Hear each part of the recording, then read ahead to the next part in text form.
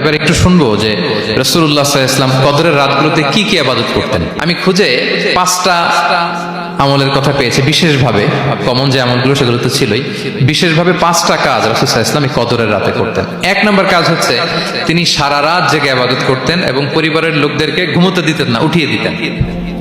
বছরের অন্য কোনো সময়ে সারা রাত জেগে ইবাদত করার কোনো নজির রাসূল সাল্লাল্লাহু আলাইহি ওয়াসাল্লামের জীবনে ছিল না। সব রাতে ঘুমাতেন। আম্মা জান আয়েশা রাদিয়াল্লাহু তাআলা আনহা বলেন, ইযা দাখালাল আশরু আহইয়াল লাইলা ওয়া আইফাযা আহলা ওয়া জাদ্দা ওয়া শাদ্দাল মিজার। রমাদানের শেষ দশক যখন আসতো রাসূল সাল্লাল্লাহু আলাইহি ওয়াসাল্লাম সারা রাত জেগে ইবাদত করতেন। পরিবারের সদস্যদেরকে জাগিয়ে তুলতেন, স্ত্রীদের ঘুমাতে দিতেন না, জাগিয়ে তুলতেন। ফাতেমা রাদিয়াল্লাহু তাআলা আনহার ঘর পাশেই ছিল, তাদেরকে যে জাগাতেন এবং নিজে সারা রাত ইবাদত করতেনই। জাদ্দা ওয়া শাদ্দাল মিজার, খুবই বলিষ্ঠ ভাবে, খুব মজবুত ভাবে কোমরে গামছা বেঁধে নামার একটা এক্সপ্রেশন এখানে দেওয়া হয়েছে। মিজার, ইজহার মানে হচ্ছে